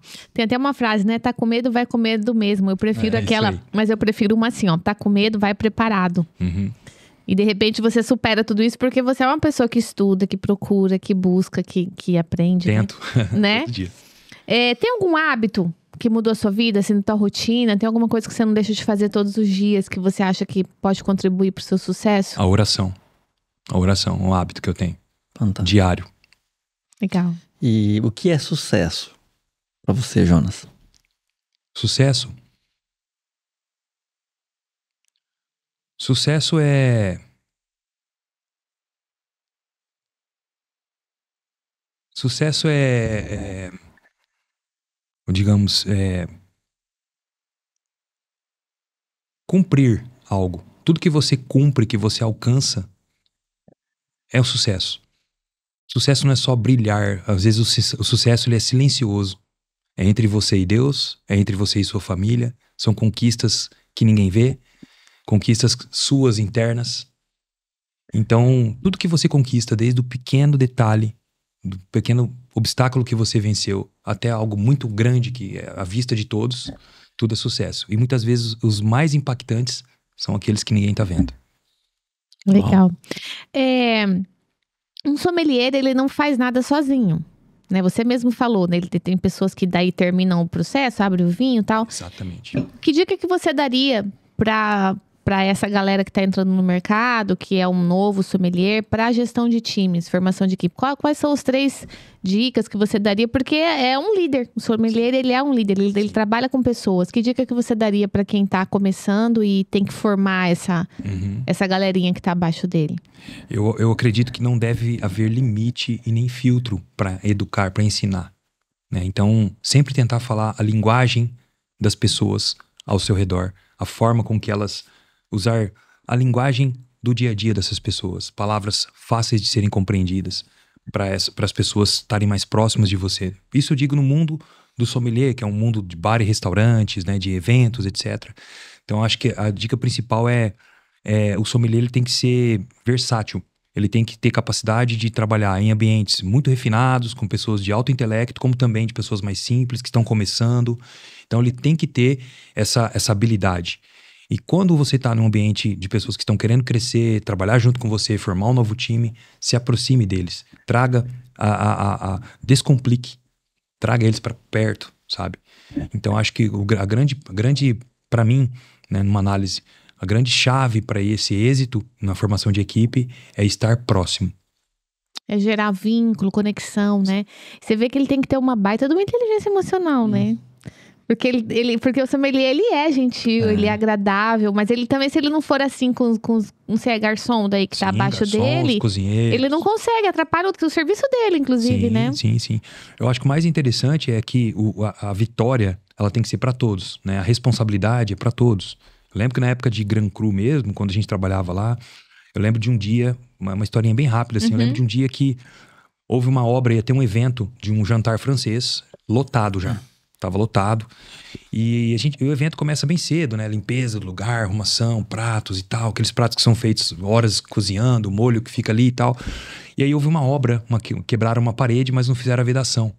E aí toda a sujeira sujou toda a loja. Todas as garrafas, mais de 1.500 rótulos. Cada rótulo tem 6 garrafas, então imagina. E o evento começava às 18 horas. Eu chamei a equipe inteira e disse assim, gente, nós não vamos cancelar, vamos. E todos se uniram. Cozinheiro e tal, aí o outro chamou o primo pra ajudar, o outro veio, a gente passando paninho em cada garrafa, tirando a poeira. Por Deus do céu, a última taça de vinho, assim, eu lembro de eu colocando na mesa, assim, eu coloquei a mesa, olhei pra porta, tava entrando o cliente. A gente nem conseguiu jantar pra fazer o evento. Fizemos o evento como se nada tivesse acontecido, blazerzinho, arrumadinho, falei, harmonizando, dei a palestra e tal. Daí no final do evento eu falei assim, gente, eu não posso deixar isso passar batido. Eu chamei toda a equipe, eles ficaram amontoadinhos assim no canto, o cozinheiro, auxiliar, a menina da limpeza, todos. E contei a historinha pra eles. Falei, gente, hoje aconteceu um problema aqui. A hora que eu coloquei a taça, assim, o cliente e tal chegou. Você contou pra quem? Pra todos os clientes. E eu falei assim, se não fosse eles, eu iria ter pego meu telefone e cancelado o evento com vocês e marcado nova data. Então, hoje o que nós vimos aqui é tudo mérito dessa galera. E todo mundo, levantou. Força do grupo. Mas agradeceu e tal. Isso é inesquecível, eu nunca esqueço. Então, sim, trazer eles pra perto. né? É que eu digo isso mesmo, né? A linguagem deles. Então, eles sempre se propuseram a dar o melhor. Por quê? Porque o mérito é para todo mundo. Né? Um sommelier não faz nada sozinho. Ele vai lá colocar, a taça tá polida, tá limpinha, tá, sabe? A garrafa tá na temperatura certa, tá bem guardada, o estoque tá alinhado, porque alguém fez, alguém tá junto, né? A galera do marketing, enfim. E tudo é uma preocupação por promover uma excelente experiência. Com certeza. E quando você gera uma conexão, as pessoas se sentem parte e elas estão preparadas para qualquer desafio, né? Uhum. Quando você tem essa conexão, cara, eu vou ajudar você, porque eu me conecto, né? Eu gerei um vínculo com você, né? E a responsabilidade, né? Quando a pessoa se sente dentro daquilo, parte daquilo, realmente de fato, ela assume uma responsabilidade, porque aquilo também passa a ser ela. É tipo o olhar do dono. Você tem que ter o olhar do dono, né? Se eu me sinto parte daquilo, eu vou ter o olhar do dono. Se você não fizesse o que você faz hoje, onde você desejaria estar? Enquanto profissional? Pode ser. Eu acredito que eu estaria, com certeza, estaria no mundo jurídico. Estaria no mundo jurídico. Que foi a sua primeira faculdade. Foi. Estaria no mundo jurídico, com certeza, a área jurídica. Se você pudesse tomar um vinho em qualquer pessoa do mundo, viva ou morta hoje, quem você seria essa pessoa? Olha, é engraçado você perguntar isso, porque eu ouço uma canção que diz, na letra dela, diz que como seria bonito sentar com Jesus, poder tocá-lo, né? Te olhar, te beijar e dizer, meu Deus, como és lindo. Eu gostaria de tomar um vinho com Jesus. O que você ia perguntar pra ele? Eu perguntaria assim, eu fui bem? Eu tô indo bem? Era o que eu falaria. Fantástico. Se você pudesse mudar algo no mundo, o que você mudaria? Nossa. eu falo pra vocês, sabe o que eu mudaria? Eu mudaria a essência que nós temos sobre a visão política. Porque a política, isso eu aprendi na faculdade, a política, ela não é um problema. O problema é como nós executamos a política. A política, ela é organizada, ela é quase perfeita. Só que a forma com que nós executamos a política, a ciência política é errada. Se nós realmente não executássemos a ciência política com a sua essência, sem olhar pessoal, a vantagem pessoal, os interesses próprios, eu tenho certeza que nós viveríamos de forma tranquila. Olhasse pro coletivo, que foi o propósito que ela foi criada. Foi exatamente. O problema não tá na política, tá nas pessoas. Tá nas pessoas. A política é uma ferramenta, mal empregue. Deixa eu fazer uma pergunta aqui. Agora, toda vez que eu tomo, eu tenho que jogar o vinho na boca inteira ou é só a primeira vez? Você pode sempre fazer isso pra você ir sentindo. Tá. É como se você... Muda se eu faço isso? Muda totalmente. Você tá lendo um livro. Você começa a enxergar mal, você aproxima. Automaticamente. É a mesma coisa. Se você não tá sentindo tanto o paladar, você pode colocar ele em boca, fazer...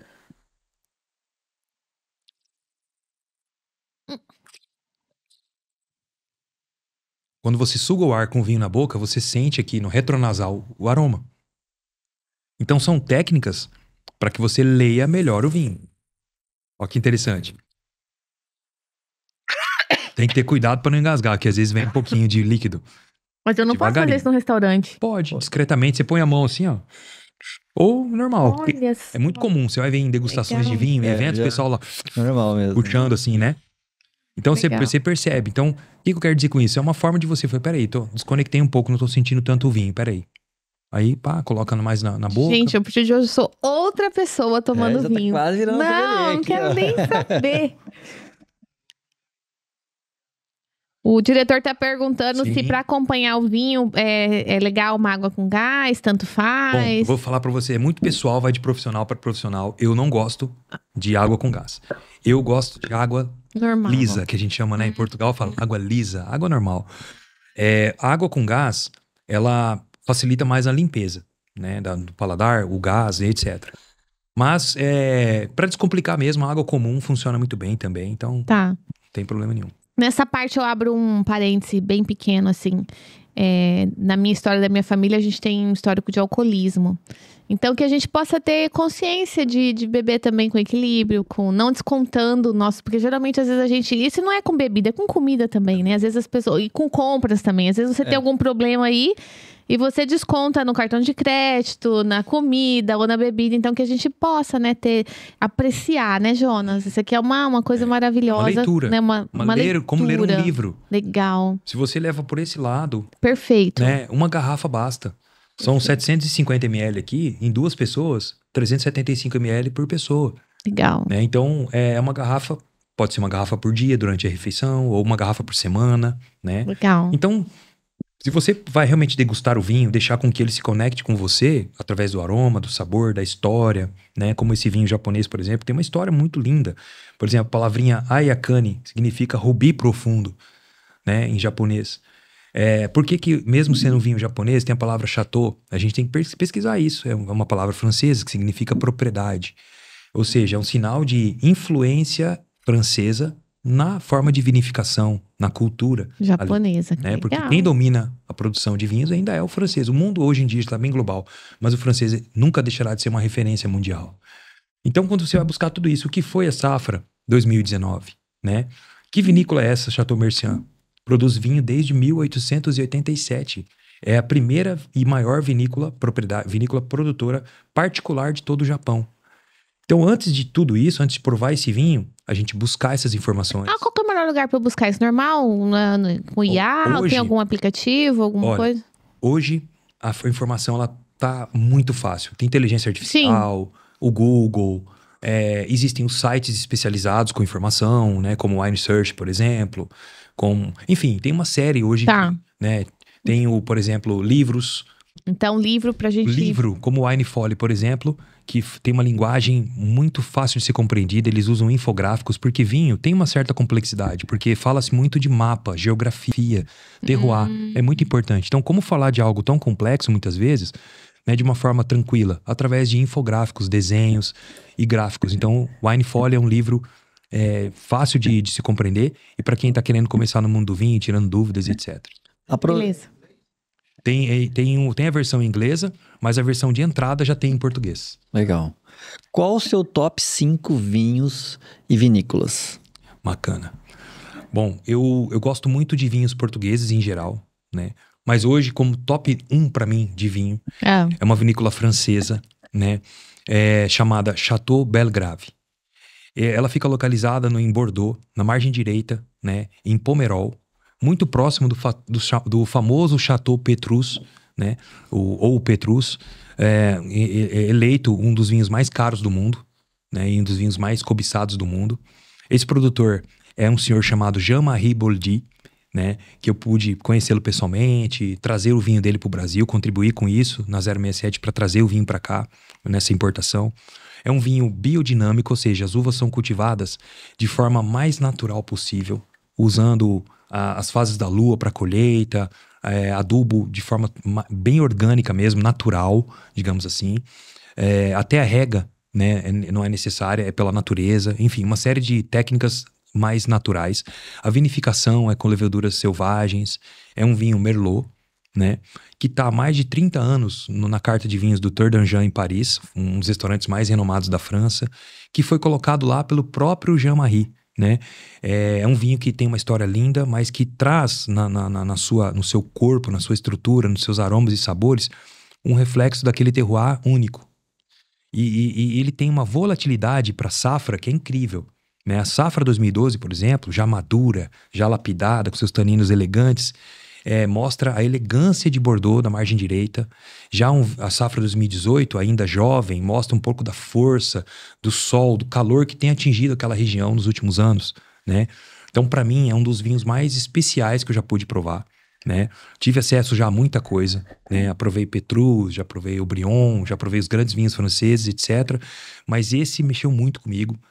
Pela entrega que ele tem, né? E recentemente o enólogo do Chateau Petrus, que é um enólogo renomadíssimo, respondeu uma pergunta em um jornal dizendo o Chateau Petrus ele está praticamente inacessível devido ao alto preço, né? Eu ia perguntar do preço. Pode chegar a, sei lá, 100 mil reais, 150 mil uma garrafa, dependendo da safra. E não há para quem quer, né? E como beber Pomerol, beber aquela região, sendo que o ícone já é inacessível? E aí o enólogo do Petrus respondeu, Jean-Marie Boldy. Ele disse o nome do produtor, não disse nem Chateau Belgrave. Jean-Marie Bordy faz vinhos que expressam bem o que é Pomerol, o que é o terroir. Pode reparar que o vinho francês normalmente não tem o nome da uva no rótulo, porque na França, na Europa, acostuma-se beber o local. A variedade é como se fosse um canal de comunicação do terroir para o produto final. Então você bebe um Pomerol, você bebe um Chablis da Borgonha. Chablis, por exemplo, sabemos que pela lei, pela legislação, tem que ser Chardonnay, porque é a melhor variedade, melhor uva que expressa o que é o terroir de Chablis. Já em Pomerol, em Bordeaux, margem direita, é a Merlot. Já em Bordeaux, margem esquerda, é a Cabernet Sauvignon, que expressa melhor. Então, beber o terroir. Para mim, esse vinho, Chateau Belgrave, ele mostra o que é, de fato, o local. Top 5, né? Esse é o 1. Esse é o 1. Aí 2 eu colocaria o Ses Marias da Vinho Nacional, da Vinícola Miolo. Muito bom vinho. Colocaria em terceiro lugar um outro vinho nacional também, que é o Italicum, da San Michele, produzido por Silnei Furlani, lá em Rodeio, Santa Catarina. Um vinho com praticamente 4 uvas italianas produzidas aqui no Brasil, altíssimo nível. Colocaria o Baroni, né? Um vinho da uva Nebbiolo, que é típica da Itália, é a uva que faz o vinho italiano considerado o rei dos vinhos, o vinho dos reis, só que no Brasil, muito bom também. Colocaria um espumante Cave Geyse, né? Um espumante nacional que desbanca muitos champanhes aí, gente. Dê crédito pro vinho espumante nacional. É tão bom quanto um bom espumante. Um bom champanhe, diga-se de passagem. E em quinto lugar, eu colocaria a Vinícola Guaspari, né?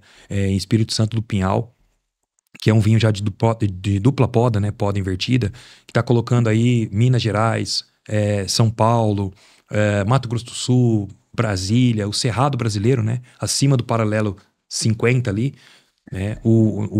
Colocando o Brasil no radar mundial de vinhos. Uau! Vai dar um corte bom esse aí, hein? Ele usa essa dupla poda, A gente tá falando de como que o terroir aqui, né, Pantanal, faz a poda, né? Olha só, você tem qual sonho que você ainda não realizou e que você pode contar pra gente? Olha... Que você tá só começando, é um menino, um garoto, né, Tadeu? Olha, eu tô agora indo para novos desafios na minha vida profissional. Chega mais perto. E eu tô indo agora para novos desafios, né, na minha vida profissional. Eu acho que eu já realizei todos os principais sonhos da minha vida, que são coisas que, na minha visão, não são tão simples para muita gente, infelizmente, mas é a família unida, estar perto, participar, amar. Nossa, isso aí já é o maior sonho. Viver em paz, Viver em paz. É algo raro, né? Viver em paz é algo raro. E você falou algo importantíssimo, a manutenção da paz. O que eu preciso fazer para viver em paz? Óbvio, não é correr de conflito, não é nada disso. Mas o que eu preciso fazer no meu dia a dia? Que brigas realmente eu preciso comprar? Do que eu preciso realmente... Quando eu preciso me calar? Eu costumo dizer que muitos problemas se resolvem em silêncio.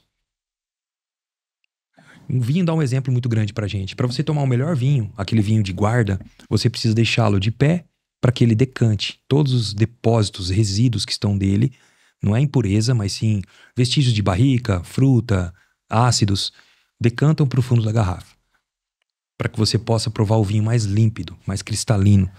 Você precisa de paciência. Você não precisa fazer nada a não ser deixar a garrafa parada.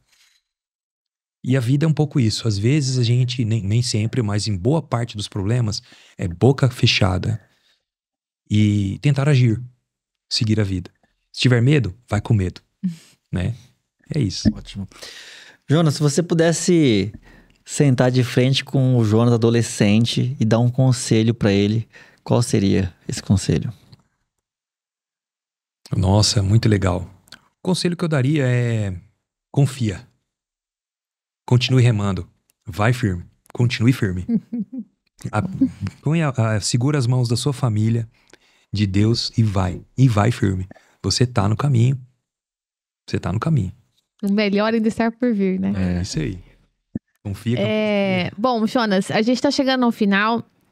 A gente se considera agora teu amigo, porque você conheceu a gente, o propósito do NovoCast, que é isso, né? Quando a pessoa vem aqui, a gente quer que ela fale o que deu certo, o que deu errado, como que ela fez, para quem tá assistindo, ouvindo a gente, possa ter algum insight e possa também sair do ponto onde ela está e ir para um próximo nível, né? Então a gente agradece muito a tua vulnerabilidade, tudo que você contou. E aí a gente quer saber se tem alguém que você quer indicar para estar aqui com a gente. Fala, puxa, aquela pessoa também tem uma história de superação, ela pode, ela impacta a vida. Se tem alguém que você quer indicar para estar com a gente num futuro episódio aqui no programa? Bom, eu acredito que eu tenha pessoas que possam sim, que eu possa indicar sim. Tá. Eu vou pensar Aí você me fala. em alguns nomes aí, com certeza tem pessoas aí que eu conheço que são extraordinárias, né, que são incríveis. Mas de antemão aqui, eu gostaria de indicar uma pessoa que é a Rose Possari, lá da Sagrado Coração, que é uma pessoa que eu vejo uma fé tão grande, que é contagiante a fé dela. O compromisso que ela tem com Deus, eu sei que ela é uma mulher, uma empresária de sucesso, etc., que ela tem N compromissos profissionais que exigem muito dela e do esposo dela, que é o Juliano, que foram meus líderes agora que se ela um dia pudesse vir aqui para falar de empreender e fé. Legal, hein? Bom Porque tema. ontem eu vi eu tomei uma decisão assim, através de uma postagem no Instagram que dizia assim sobre negócios e fé. Como colocar a fé, a crença, Jesus, Deus nos teus negócios. E aí agora veio no meu coração ela, porque eu vejo que ela faz isso, sabe? Então, tá ali uma pessoa excepcional. Negócios e fé. Negócios e fé. Interessante, isso é muito bom. Vamos para a última? Você quer que Não, faça? pode encerrar. Tá, olhando para aquela câmera ali, se você tivesse a oportunidade de mandar uma mensagem que fosse aparecer para todos os habitantes da Terra, seja pelo YouTube, televisão, rádio, enfim, qual a mensagem você gostaria de deixar para o mundo olhando para aquela câmera ali? Nossa, vocês são incríveis, hein? Que mensagem eu deixaria? Vamos lá, pensar aqui um pouquinho. Eu deixaria uma frase que tá mexendo muito comigo agora. Que é bem curtinha. Que é assim: se tem medo, vá com medo mesmo. Se está com pouca fé, vá com a pouca fé que tem. Não desista, acredite, porque tudo é possível. Tudo é possível. É preciso só se movimentar. Fantástico, muito bom mesmo. Quer agradecer?